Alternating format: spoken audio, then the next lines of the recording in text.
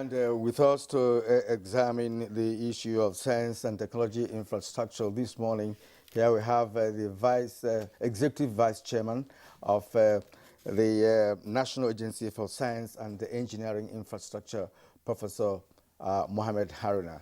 Thank you, sir, for joining us this morning. Thank you very much, Kirian. Good morning, Nigerians. And also in the studio this morning is a Professor of Environmental Engineering and Science, and also Director, Global Institute of Energy and Environmental Systems of the North Carolina Charlotte, USA. Professor Hilary Inyang. It's a pleasure to have you this morning. Thank you very much. Good morning to you and good morning to Nigerians. All right, Claire. Yes, go ahead. No, we're expecting a guest from our Bauchi studio, the Director General of NOTAP, Dr. Dan Asome Ibrahim. As soon as we have him on, of course, we'll introduce him. Oh, okay. Well, gentlemen, it's a pleasure indeed to have you this morning, and we have a very interesting topic here. So in the past, we've had several roadmaps at different occasions, roadmap for the development of science and technology in Nigeria. But what remains unknown is actually whether these roadmaps provided for science and technology infrastructure. And at this point, we'd like to also begin with a kind of a definition. So when we say science and technology infrastructure, what are we really referring to? Let me bring in Professor Mohammed Haruna here. Thank you very much, Kirian. When we are talking of science, engineering infrastructure, we are referring to the sum total of the soft and hard component that make up the infrastructure. The soft component, I'm referring to the human capacity, the knowledge, the quality and quantity of human beings that can turn things around. And of course, the tools and equipment needed in doing research and developmental activities to hard infrastructures of the laboratories, the buildings, the enabling environment that will enhance creativity and development of prototype, including pilot plants that can demonstrate the viability of research and developmental activities. In summary, this is what we are referring to science and engineering infrastructure. Kieran, if you don't have any further questions. No. Let's begin Professor Inyang here because he has international experience, right? He's been operating in the U.S. and in South Africa. So when we're talking about science and engineering infrastructure, what do we mean here? The professor has given a very comprehensive, and I particularly like his reference to software and hardware part of things. But in a nutshell, that infrastructure is the devising of means to extract the intellect of the citizenry of any country for the production of goods and services in a very rational and systematic way.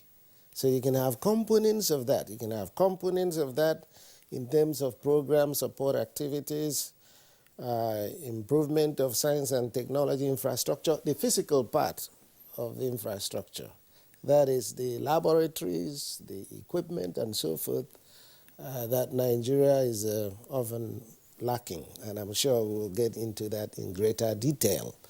Then there is a policy support activities, and as my colleague just mentioned, the programs to identify talent, and another program to build what I usually call a pyramidal structure, in which you have the most specialized things at the very top that's needed by every country, and then you have the best And the base must be that of science literacy of the entire citizenry of that country, because that's the enabling factor.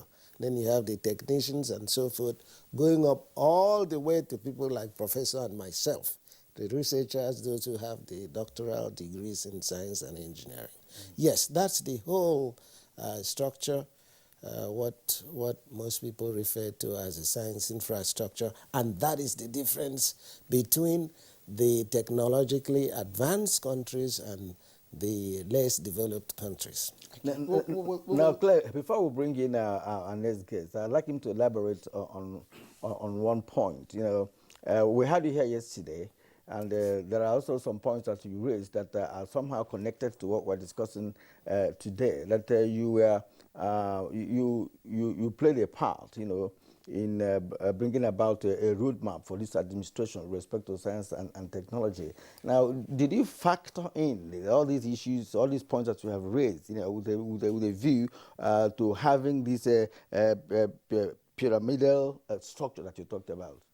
Definitely. I think with all humility and modesty, I am the primary author of that Nigerian National Science, Technology and Innovation Plan 2017 to 2030 that was passed by the Federal Executive Council, and that was done unanimously, and it was reviewed by at least 400 experts and organizations around the country. So that remains, as I think, Nigeria's best hope in terms of plans.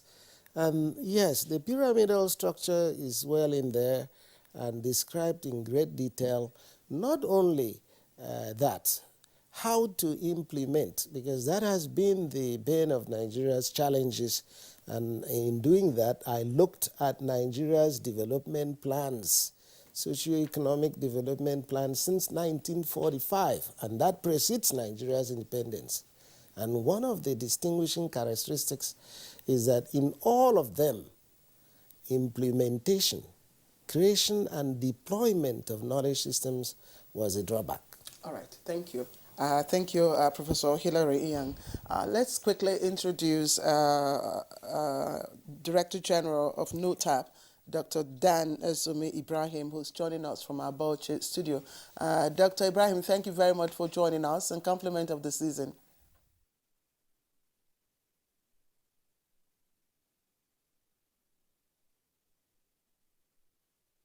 If you can hear us, let me also throw my first question to you. I'm told, well, when we are able to establish audio connection, we'll bring him back. But let me get back to Professor Mohammed Haruna, who is here with us in the studio. Prof, now that you have set the background by giving us the definition of what science, technology, and of course we shouldn't forget innovation, because it's usually ST&I in infrastructure it's all about. I'd like for you, in evaluating a vibrant and efficient ST&I sector, against what indicators, yes, against what indicators are we looking at? Taking from what Prof has said, proper implementations of appropriate strategic plans for the achievement of science, engineering, and technology innovations. Of course, most importantly is the output, ability of the country to deploy this knowledge to ensure that we are reaping the benefits by ensuring we are not raw material oriented economy, but manufacturing economy. Countries that have succeeded across the globe, a lot of them don't have the natural resources we have, or the good climatic condition, or our population, which is a strength. We don't lack talent. But harnessing this infrastructure to ensure a solid productive base for the economy, so that we can export knowledge we can export product. If we have to export raw material, it should be the one that we have added value. What bring about wealth, stability and progress, peace to the nation since time immemorial is dependent on its ability to combat this structure or to utilize it in order to have or to transit to a knowledge-based economy. The richest countries are those that prioritize science, technology, and innovation and are benefiting from it. What creates wealth easily and eradicate poverty is knowledge, science, technology, and innovation utilization, and that must be given appropriate leadership and prioritization. Our experience has shown that abundance of raw materials whose prices are determined elsewhere by international situation cannot guarantee economic stability, but the ability to combat these resources. I mean, our situation, even the raw materials we produce and are God-given, are given value or converted to products which we turn out to be important. Let me not be faster than you. Figures have shown recently in the last 5 years, statistics have shown the money Nigeria has spent in importing crude oil is more than is earning in crude oil export. What sense is that? I remember one country in devising means to diversify its economy. Its oil minister said, from what has been going on, we must reverse, is such that we will have been happier to discover water instead of oil abundant in our country. That is Sheikh Zakio Yemani, former petroleum minister of Saudi Arabia. So what we are saying is that God has blessed us so much. The policy are there, the program are there. As Prof has said, I agree with him. Policy inconsistency, lack of adherence to implementation, and continuity government after government to guarantee that each development plan is appropriately adhered to has taken us to the situation we are now, that we are counted among the poorest nations in the world. It should not be. We have all it takes to be at the forefront. Yeah, so from your perspective, because I would also like Professor Inyang to respond to that. So from your perspective, is our economy STI driven? No. Why not? Well, it is not because we fail to believe in ourselves. We fail to stick to our developmental plans over the years.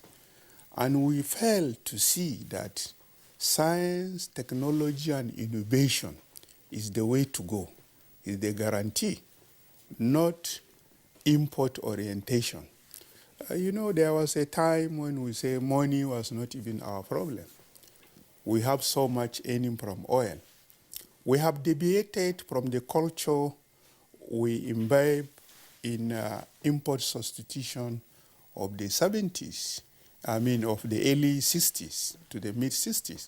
There was attempt and a lot of things were assembled in Nigeria from beverages, other consumables, to capital goods such as vehicles, motorcycles were assembled in Nigeria with a view of, with time, be able to produce Nigerian own version.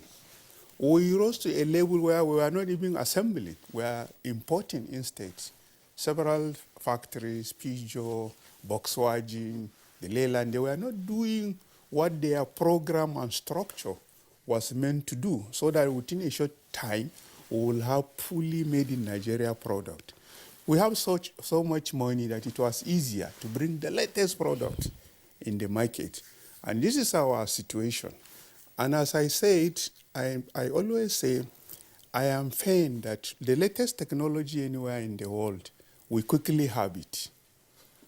We quickly have it, be it the Android, the 5G network, the latest equipment in other sector. We are operating online banking system. Our payment system in the government cycle and this is fully automated. But then, what percentage of this is local? So what that means is that this generation and generation to come will be consumers forever. Because those that were at the same level, or Nigeria was ahead of them in the Asian tigers, and some that were classified as third world countries now transiting to even overtake the first world countries like China and India, Singapore. These places have adopted science, technology, and innovation. What does Israel have in terms of natural resources? Today they are exporters of so much technology. We are consumers of so much of their products, including security devices. I mean, what is their population? Our population, our talent should be a strength. And as Prof has excelled everywhere in the US, across the globe, all Nigerians, by the time they are elsewhere, given the enabling environment, they excel and are among the best. Why can't that happen at home? So this is the situation. STI has not been given priorities, and I agree there is attempt to give that priority as a result of our COVID-19 experience, where even if you have resources, you cannot go anywhere and import. We are forced to look inward. And I'm telling you, government has now started to apply and to utilize science and technology. In the past, there are several development plans, as he said, economy recovery and things like that, that has not factored in science, technology, and innovation. But this is not the case now. We have commenced reversing. But we are still, if you see the 2021 global index ratings of Nigeria, we are about 130-something out of 155 countries rated. So we are not one of the countries that are applying science, technology, and innovation in anything. We are only consumers of those products. And the danger of not closing your border and develop your own local first, it means you will never reach there. If Kirian will permit me, I know this is your tough. Since the Naseni DG talked about the GII index ranked 2021, I'd like for you also to let us understand, because in that rating, it says that Nigeria is high on the inputs, on the innovation inputs. But low on the output. On the output. Yes. What does that mean? Nigeria has the talent that is very important. Irrespective of material resources you have, if you don't have talent, you cannot go anywhere. You require human beings to combat these resources. Okay. But again, wherever Nigerians are abroad, they are forced to reckon with. Whatever we want to do, we do it very, very well. If we want to be in crime, we are known for it. If we want to be in the innovation, we are among the best. In sport and all that, whatever we want to do, we are determined. We have the talent, we have the patience, we can learn very fast. In fact, we are even able to teach ourselves things that we are not taught. You see equipment that are built elsewhere, we have not seen it before. When it's faulty, we can repair.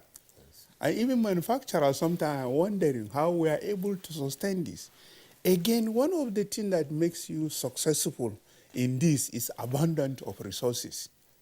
You can make, especially natural resources, You can make try and error. You have so much you can waste and attempt another one. These are all our input.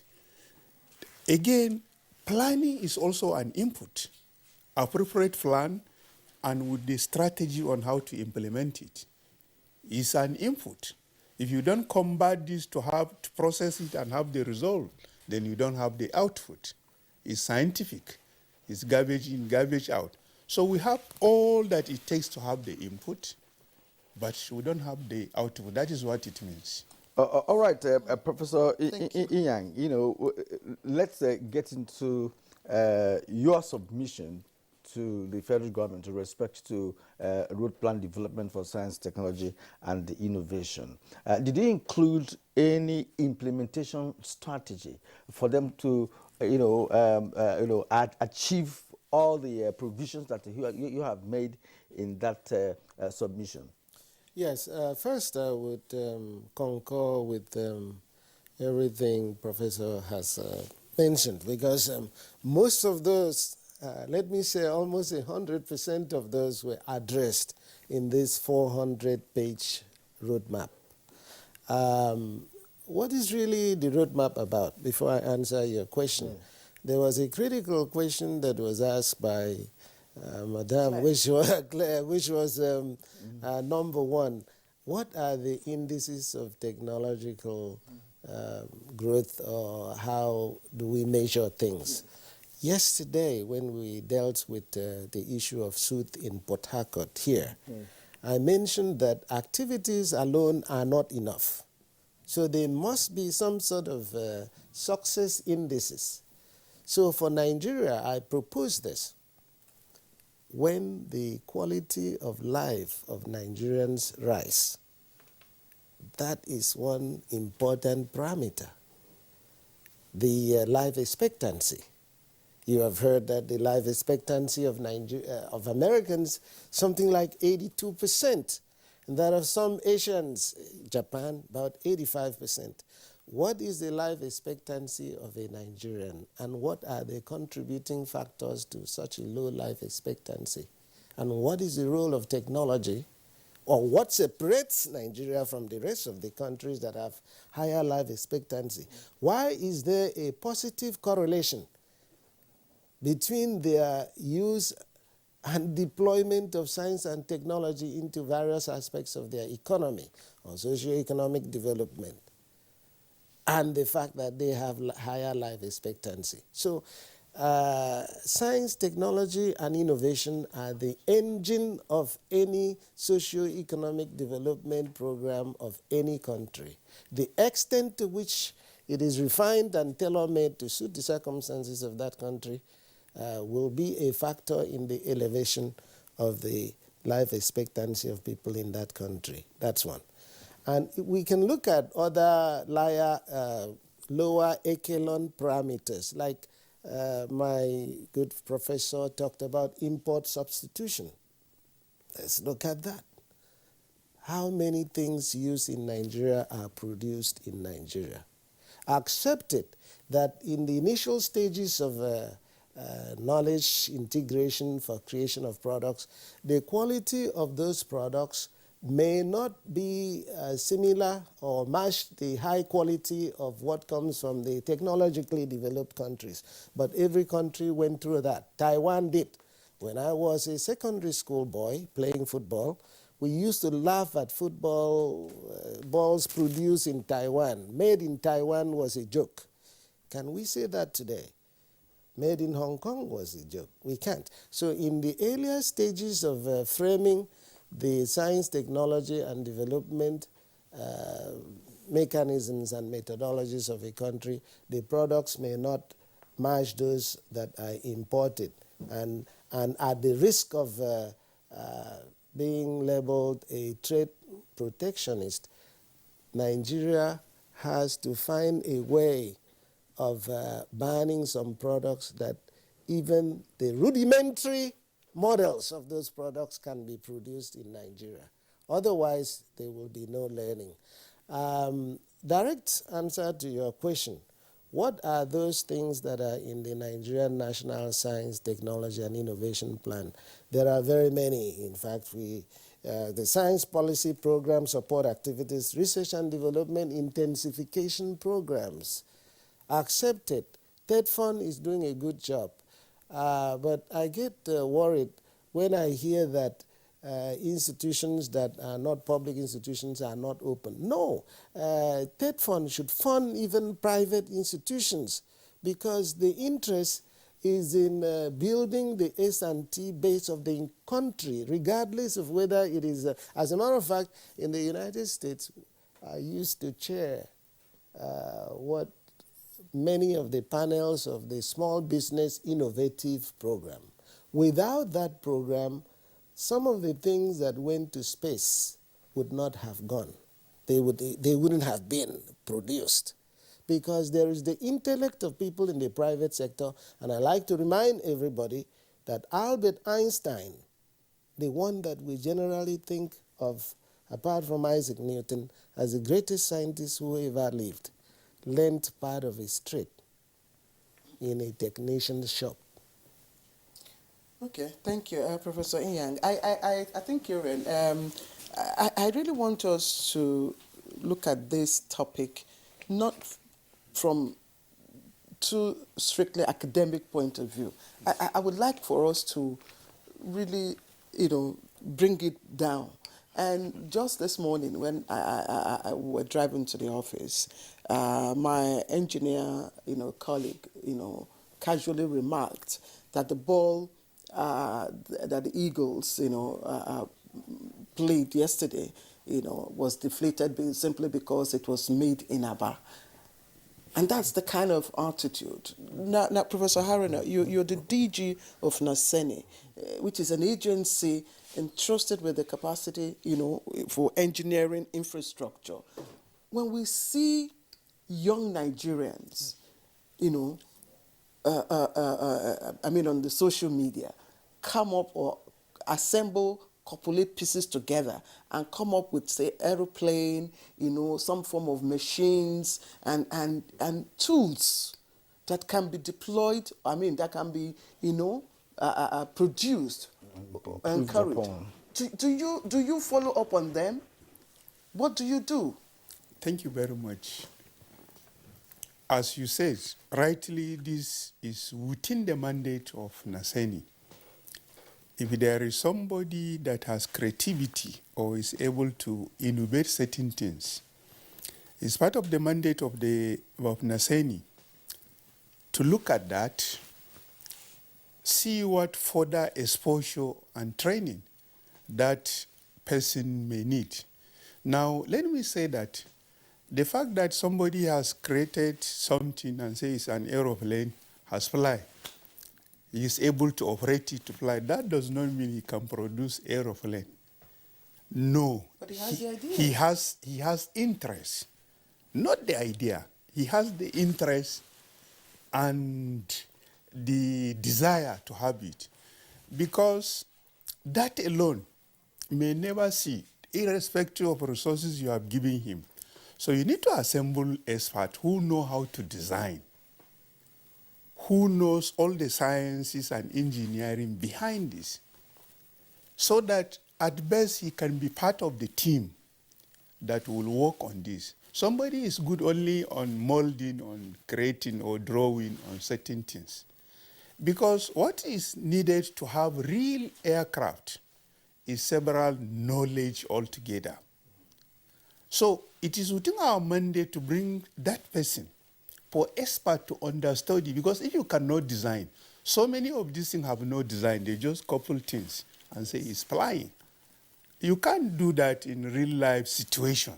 But this is somebody who has a high degree of interest that requires further motivation, further exposure, further training. It's within our mandate to see what type of training will this person need. Regardless of whether he has school education, formal education or not, what type of training will he be given?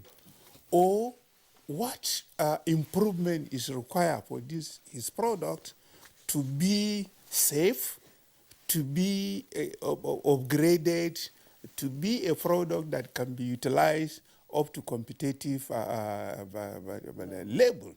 what type of exposure is within our mandate. Again, do you send him abroad? Do you bring him to your laboratory? Or do you give him modern tools and machine and give him some expert? There are some experts, they may not have been the one that have created, but because of their knowledge of basic and applied sciences, will be able to upgrade this product to see the light of the day. Again, what has made this thing to have not been successful over the years is because of policy somersault, lack of adherence to strategic plan, as we said earlier. Because for the 30 years that Naseni has been in existence, we have done little in this area because we have no resources even to survive, even to fuel our vehicle, to operate our offices, So not to look out to reach. What do you do? So therefore, the little we are able to do is to train people, not all of them, because sometimes even to reach out where they are, bring them to your laboratory, accommodate them, feed them, is a challenge. But as I said, there has been a very serious effort by government to reverse this. One of such things, the agency was created to be free, to bring in anyone, grant him employment, train him to operate outside civil service bureaucracy. Is there in the law, and that is how it is. That has not been achieved until 2021, when President Muhammad Buhari gave directives that all that is in the system, based on the output of the agency, must be implemented to the fullest, including funding. So let me say that even what is proposed and is budgeted for the agency in 2022, I'm telling you, is more than the cumulative budget of the last 11 years in which I've been in the system. You can see how it is. There are years where we have zero even capital, or 10 million naira as capital. So what will you do? So as I said, all this, it's not that the policy funding mechanism have not been in place, but not implemented. All right, sir. As we continue with the program, we'll get to some specific areas, where Naseni may have excelled, so that we'll begin to understand to what extent Nigeria has gone in terms of adhering to some of the policies that you have been able to implement. But for now, let's return to Bauchi studios of NTA, where we have Dr. Dan Azumi Ibrahim, the DG of NOTAP.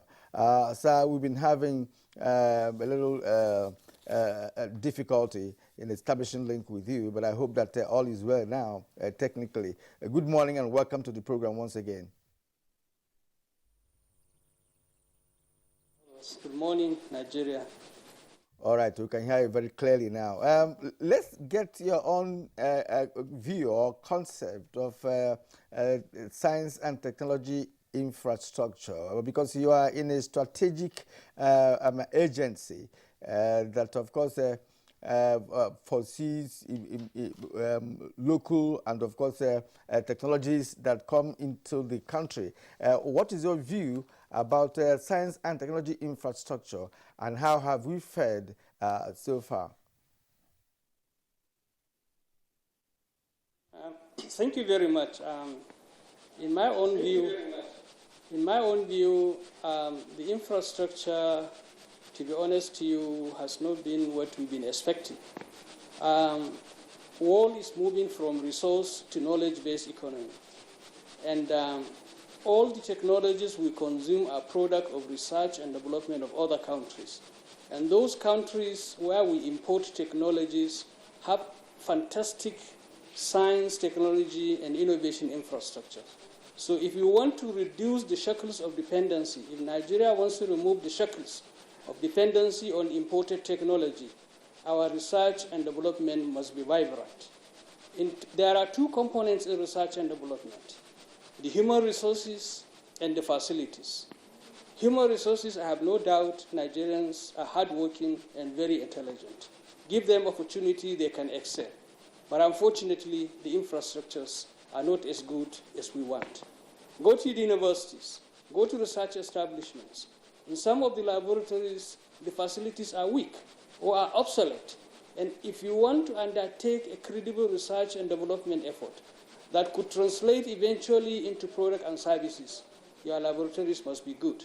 So as far as we are concerned, the coming of this administration has improved considerably the budget of science, technology, and innovation in the system. But it is too early to begin to see the impact. The impact of development of infrastructures would begin to feel it maybe after 10, maybe after 6, 7, 8 years. So what I'm trying to say is we have responsibility as a system. Nigerians are hardworking. We need the infrastructures in our laboratories. I'm happy to say TEDFund is trying to establish what we call Center of Excellence. Center of Excellence is expected to provide all the state-of-art facilities that would improve research and development in the system. There is no any equipment that is available in the world that you may not get it in that center. So raw researchers, they are competent and they have facilities. Now you begin to see technologies evolving from our research and development efforts. If all these if these two things are done, if we have the capacities, if the infrastructures are right, the next is our policy. The policy must ensure that we encourage Nigeria to develop. Where we have technologies that we don't need other people's technology from outside the country, we have a regulation to make sure that Nigerian technology is used. We have to ensure that products produced by Nigerians are patronized by Nigerians. If we don't do that, there is no way the economy of the country would improve. As I'm telling you now, more than 90% of the technologies that power the Nigerian economy are imported in any aspect you can think of. And these technologies are product of research and development. And we have competencies for people who can undertake credible research and development. What we need is, apart from the infrastructure, we need a policy. The policy would state, if Nigerians are able to come out with any innovation that is comparable to what is imported into the country, we can put a ban on that technology so that it doesn't come into their country, and we must ensure that we use that technology to develop our raw materials, to develop products and services. Claire, so let me remain with you for a while. Your office is the National Office for Technology Acquisition and Promotion. Now, what should be the role of the private sector in this connection? Because now we know that some of the products that are churned out from Nigeria are mainly from the private sector. We have auto manufacturing firms. We have other manufacturers who are embarking on science inclined products. Now, what should be the role of this sector, and how can government enhance their contribution based on the fact of financial support or whatever policy support or whatever that can enable them, ramp up their production capacity? Serious, if I heard your questions right, it may be the role of the private sector in translating research and development into products and services. I have not heard the first part of the question. But if that is the question, you see, if you look at the private sector itself, more than 90% of the private sectors are foreign-based. And their research and development are done outside the country. So in my opinion, their major priority is to come and invest in your country, make money, and repatriate their money. The development of our nation is a secondary issue to them. But I'm happy to say now, we have private sectors who are Nigerians, Dangote and others. They are patriotic Nigerians. They can now be the champions of translating our research and development into products and services. If you travel abroad, you realize that there is a very strong connection between the research and development institutions and the private sector, because the companies are theirs, the research and development institutions are theirs, so there is a seamless transfer of knowledge into products and services in those developed countries. But the scenario here in this country is not the same. So we must have to give a deliberate policy to encourage particularly Nigerian companies to begin to accept research and development results and translate them into product and services.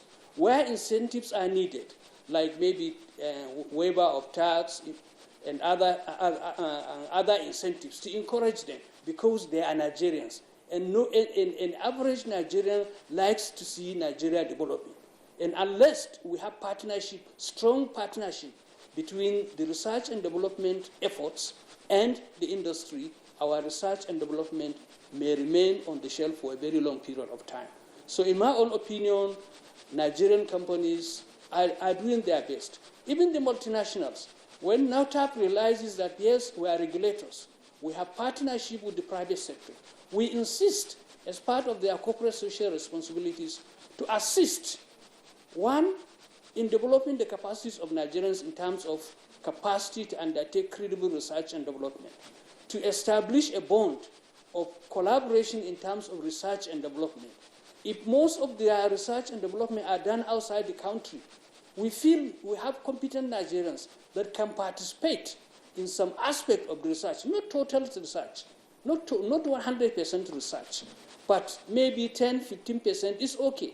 Let them commit, and they have agreed, they have started committing some percentage of their research and development contribution to their mother industries to spend it here in Nigeria to develop capacities of Nigerians and also sponsor research and development in this area. So NOTAP came with two projects. NOTAP Industry Technology Transfer Fellowship. It's like a scholarship, voluntary scholarship given by the private sector. And this is open only to Nigerians who have finished master's degree and they are going for PhD. These are the critical level of manpower we must have to develop if we want to develop as a nation. So any research and development at that level is most likely going to translate into product and services. So private sectors have started sponsoring Nigerians to show them the areas of the research and development of their needs. And I'm happy to say these projects started in 2016. Already, 4 of those candidates have graduated. One particular person, a lady from University of Nigeria, Nsukka, she came out with a feed formulation for weaning babies, and it's been sponsored by Nestle. And Nestle may consider transforming that into a product and services. So now, after the first segment, we also had additional 10 industries sponsoring additional 10 candidates, and the research and development of those candidates are based on the operations of those industries. The idea is, once the research and development is completed, it is like it is ready for commercialization because the need is there. So we must have to bring the private sector and the academia together. So long as that link doesn't exist, I'm afraid for a very long time we'll remain a consumer nation of other people's technology. That is a deliberate policy. The second policy, which before the coming of TED Fund, we encourage the private sectors as part of their corporate social responsibilities to look at the facilities, research facilities in the universities, to see what contribution can they make. I'm happy to say that some of them have started showing up. One particular company that has done very well in this is PZ Nigeria Limited, Cousin. In 2016-17, they upgraded 3 laboratories in this country. And these 3 laboratories have been fully commissioned. And the MD of the PZ was there physically with our Honorable Minister of Science and Technology.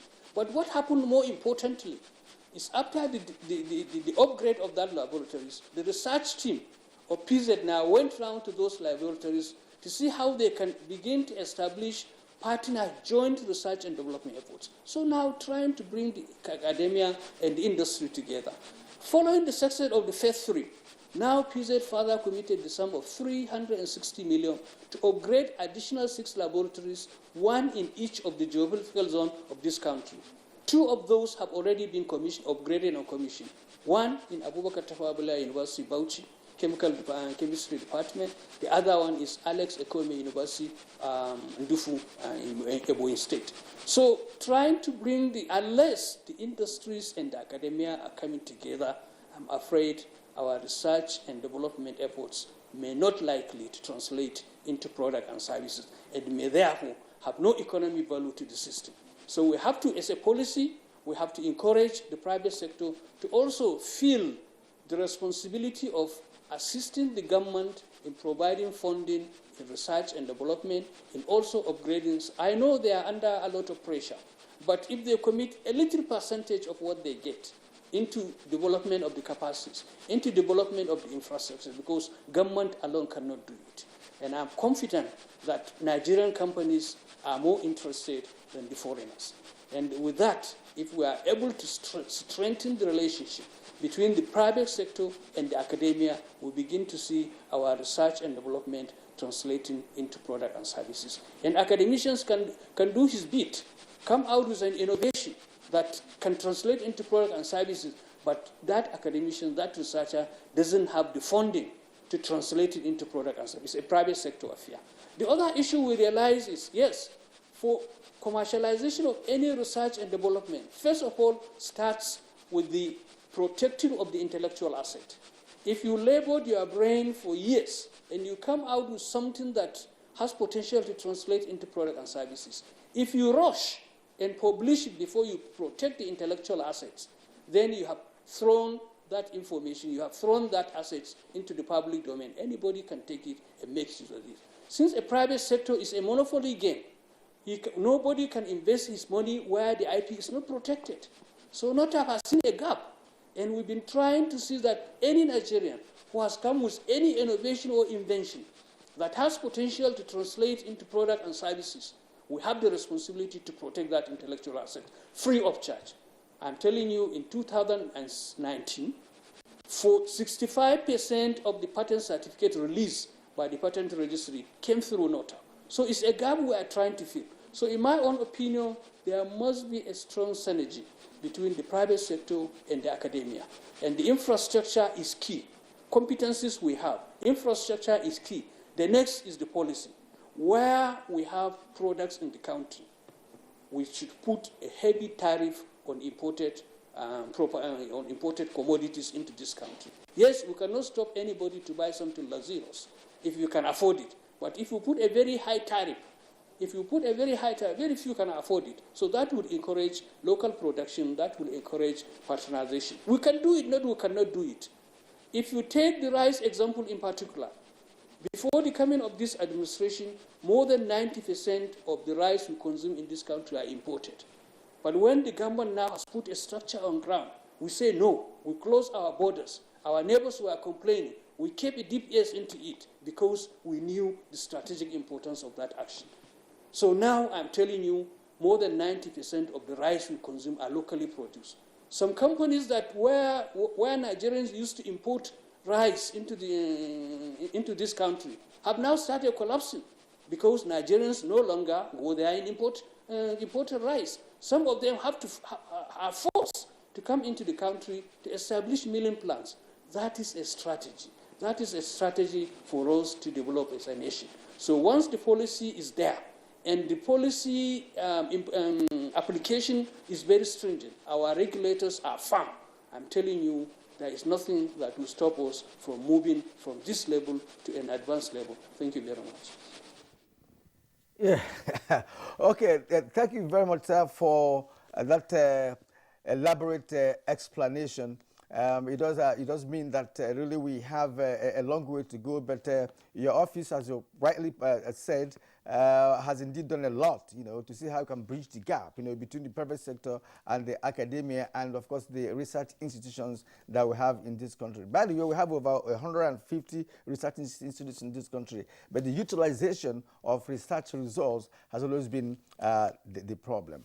All right, you're watching Good Morning Nigeria on NTA Network Service. We'll take a short break now. When we return, we shall continue our conversation on science and technology infrastructure key to national development.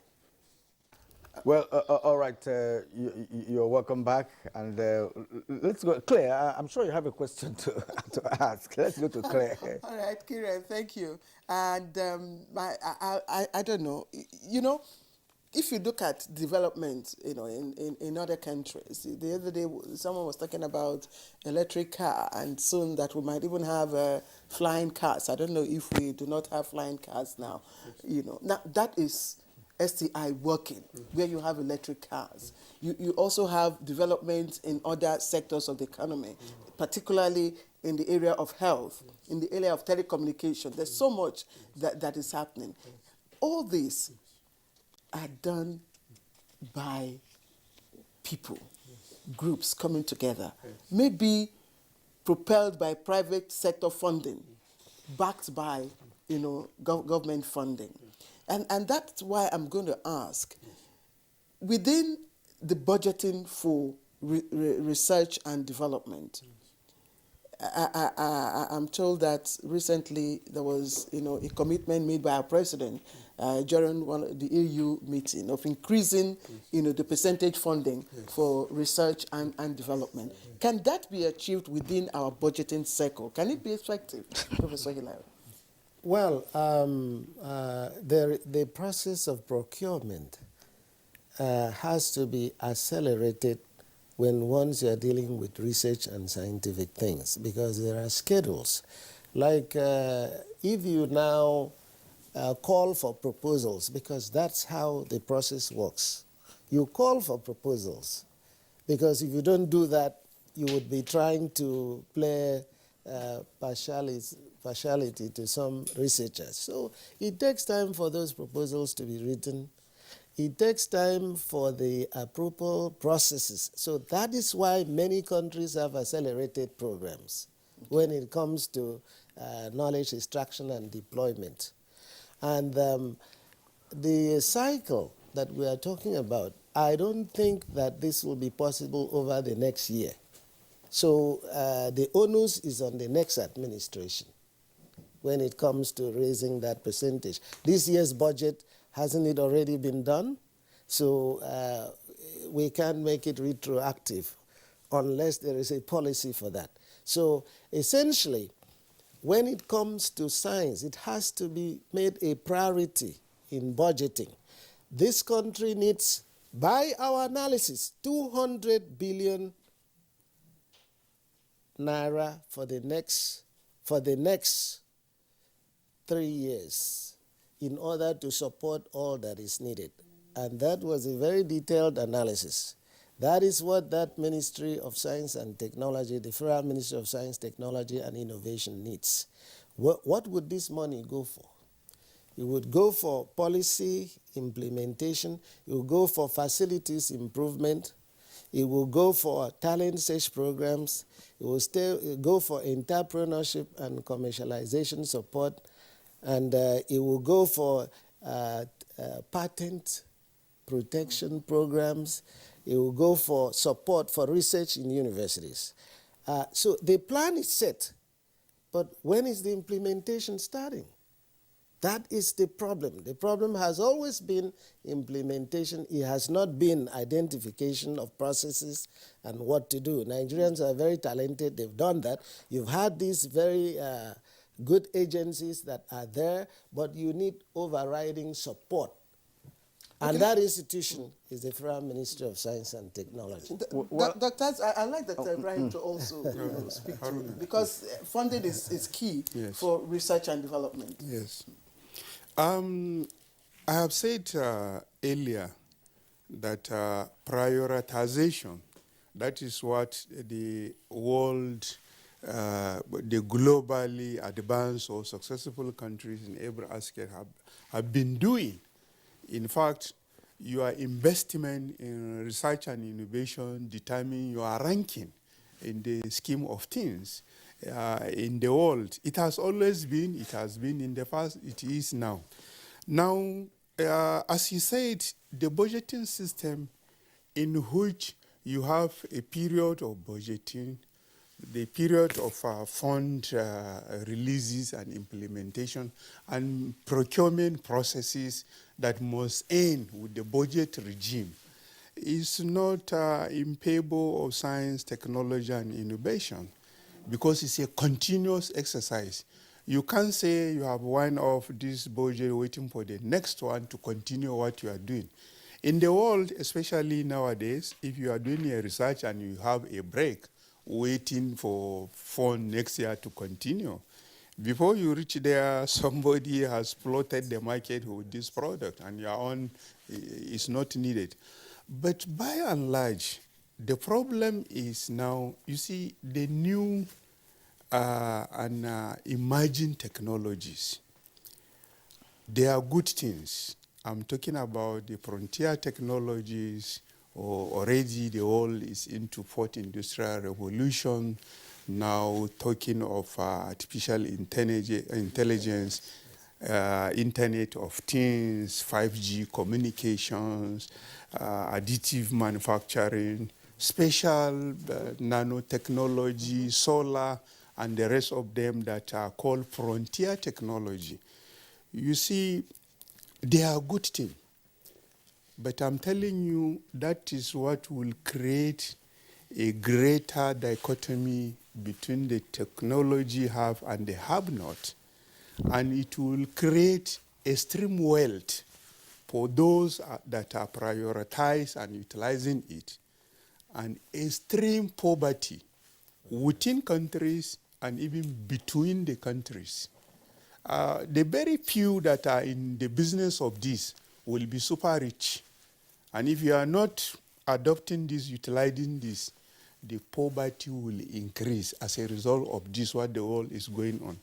So what is the solution? The solution is to prioritize. You can say declare state of emergency in science and technology and say this is what we want to achieve.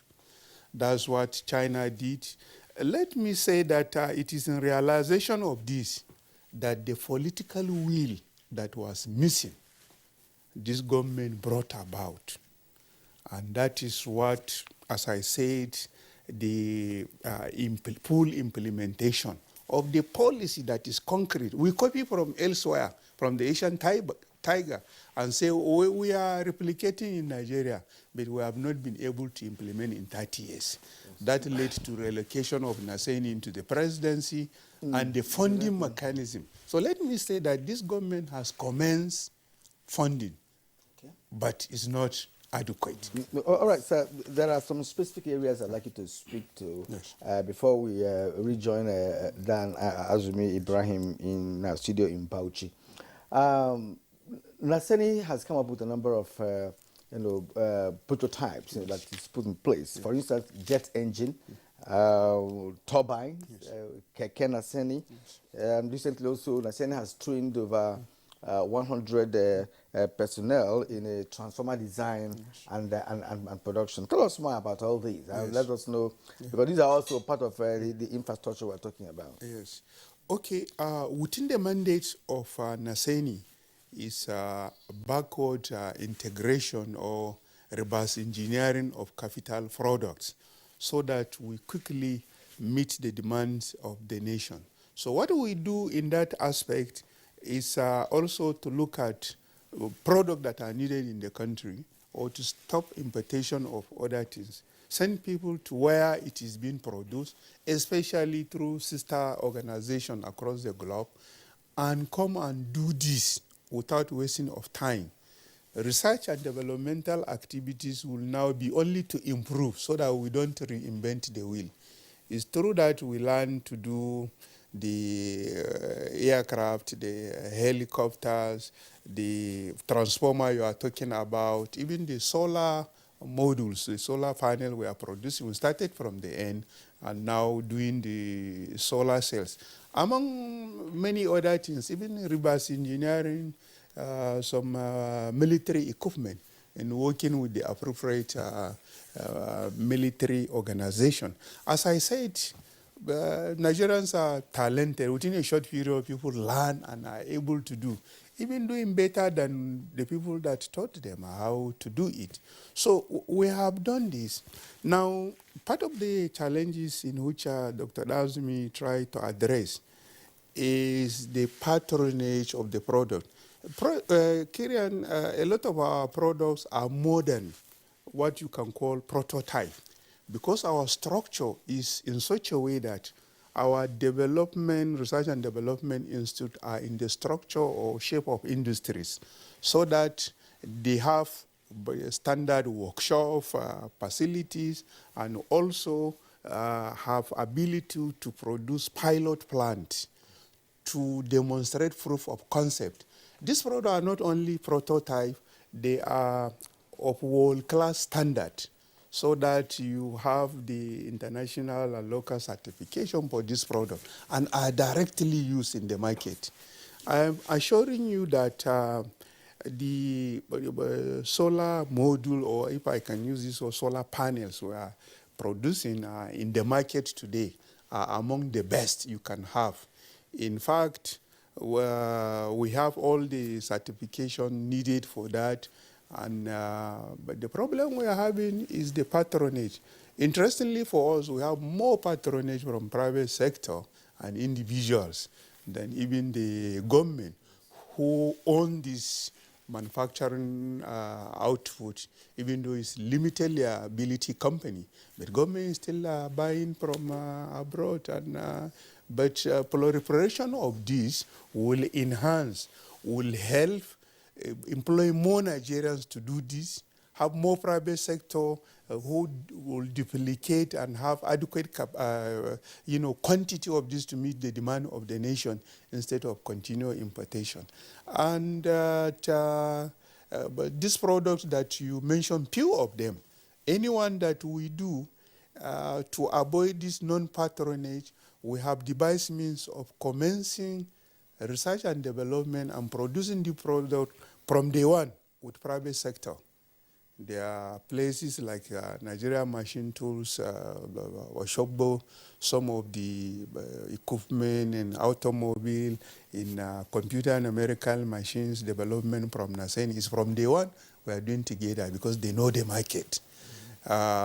Commencing such that in our, there are many things that have been ceded to private sector for mass production.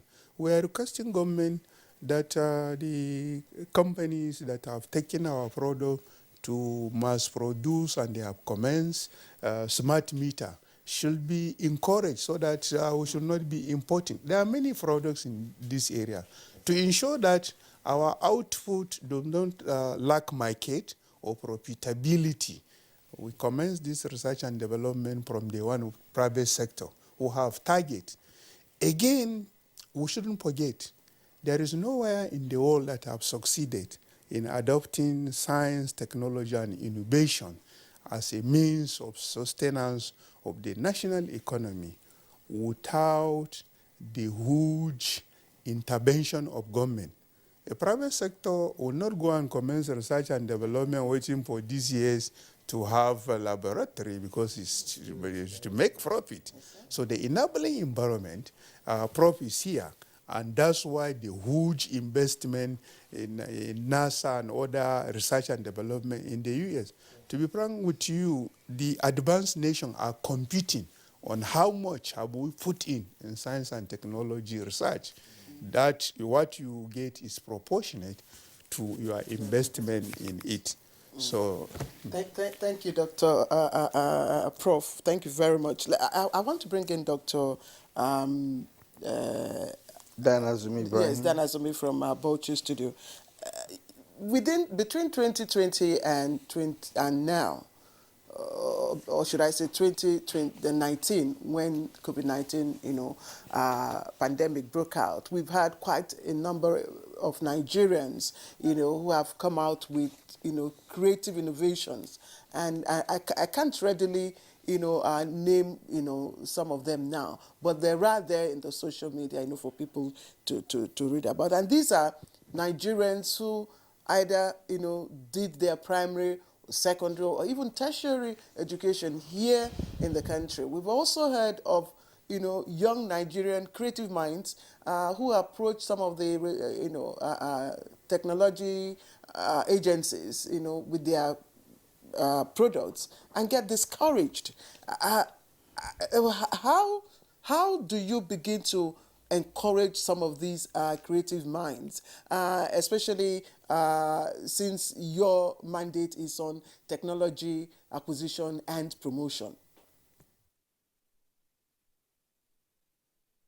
Thank you very much.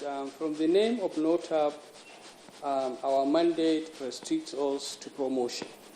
But because of the importance of seeing Nigerians' effort translating into products, when we see gap, we try to fill it. You see, when COVID came in, that demonstrated to you or to the whole nation the capacity of Nigerians to overcome challenges. You can see ingenuities in so many areas coming out from Nigerians. So what we do in our own case is promotion. But where we have the capacity to encourage, particularly make a linkage with the private sector, we do it. I could remember there was a time we compiled some of those flagship projects. We had about 45 of them. And we are looking for private sector or government intervention to move them to the next level. We went to the Bank of Industry.